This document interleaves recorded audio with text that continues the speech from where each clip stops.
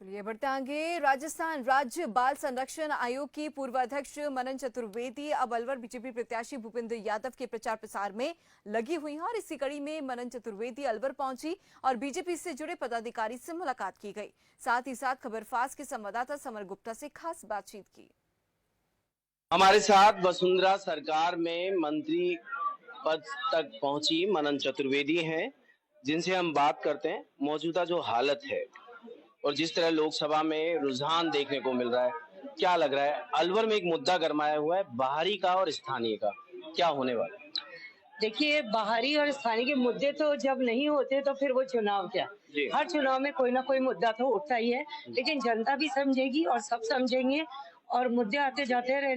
लेकिन इम्पोर्टेंट ये है कि अंदर से कार्यकर्ता का भाव क्या है, तो वो भाव है कमल खिलाना है और फिर से एक बार मोदी को लाना है।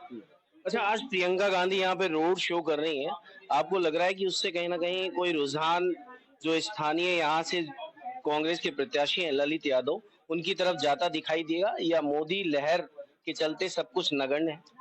वैसे आसमान में बहुत पतंगे उड़ती है, लेकिन जिसको काटना होता है वो काट ही देती है। तो रोड शो है, रोड शो हो जाएगा, बाकी तो जो होना है वो होकर रहेगा। पतंग भाजपा ही काटेगी? बिल्कुल।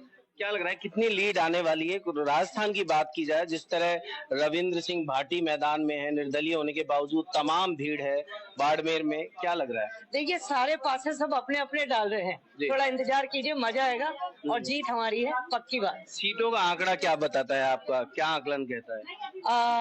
प्रयास बहुत बड़ा है, कोशिश हम करने में लगे हुए हैं, ताकि ईश्वर सब अच्छा करेगा, जितना ज्यादा हो उतना अच्छा है। अलवर में ये देखने को मिला कि केंद्रीय मंत्री हैं जो भूपेंद्र यादव, ये प्रत्याशी हैं, लेकिन अहिर रेजिमेंट को लेकर इन्हीं के समाज से जुड़े लोग विरोध कर रहे हैं, कह रहे हैं कि इन्होंने अहिर रेजिमेंट के मुद्दे पर शांति रखी, कोई सहयोग नहीं किया। क्या देखिए, ऐसा नहीं है, सब प्रायोरिटीज देखी जाती है, हर मुद्दे पे ध्यान दिया जाता है, बहुत चीजें पकड़ी जाती है, कुछ छूट जाती है तो उस कुछ को उठाकर बहुत बड़ा बनाया जाता है, लेकिन सभी मुद्दों पे इतने गंभीर कार्यकर्ता धरातल से जुड़े हुए हैं, हर विषय पर पूरा ध्यान देते हैं। विधानसभा चुनाव में बुलडोजर कहीं ना कहीं आगे था, लोकसभा में मोदी आगे हैं, लेकिन अहम बात मैं आपको बताना चाहूंगा कि अलवर से जुड़े जो जिला अध्यक्ष हैं अशोक गुप्ता, उन्होंने सरकारी नाले पे अतिक्रमण करके खुद का घर बना रखा है। और दूसरी तरफ आपके नेता कह रहे हैं कि पेपर लीक के मामले में जो भी मंत्री डोजरासरा, पूर्व मुख्यमंत्री गहलोत हैं, इनके सब पर बुलडोजर चलेगा, जेल जाएंगे।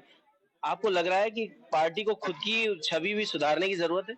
देखिए, बिल्कुल जो आप कह रहे हैं ना, मैं उसको बड़े ध्यान से सुन रही हूँ, लेकिन मुझे लगता है बहुत मुंह और बहुत तरीके की बातें होती हैं, लेकिन हमें अपना कार्य करते रहना है, इन बातों पर ध्यान नहीं देना। अभी हमारे लिए विषय ये है कि हम काम पर ध्यान दें, इन मुद्दों का कार्य करते रहेंगे और जितने भी मुद्दे हैं उस सब पर नजर तो रखेंगे, लेकिन भटकाव नहीं होने देंगे। लेकिन जिला अध्यक्ष की कार्यशैली कहीं ना कहीं लोगों के बीच चर्चा का विषय है कि जो खुद अतिक्रमण कर रहे हो, कैसे अलवर में अतिक्रमण पर बुलडोजर चलवा पाएंगे? देखिए, ऐसा है, मैंने जाकर उस चीज को देखा नहीं है जो मैं अपना वक्तव्य दूं, लेकिन जितना मैं अशोक गुप्ता जी से मिली हूँ, जितना मैंने समझा है, मैं इतनी जल्दी इस बात पर अपनी कोई राय प्रकट नहीं करूंगी।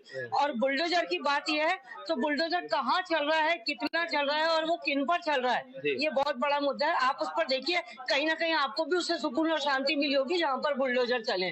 चलिए, यदि मनन जो साफ तौर पे कह रही हैं कि बुलडोजर जहाँ चल रहा है उससे सुकून मिल रहा है, जनता भी जानना चाहती है कि जब विपक्ष अगर कुछ गलत करता है तो उस पे बुलडोजर चलता है, पक्ष से जुड़े लोग अगर गलत करते हैं तो क्या उस पे बुलडोजर चलेगा, ये बड़ा सवाल है।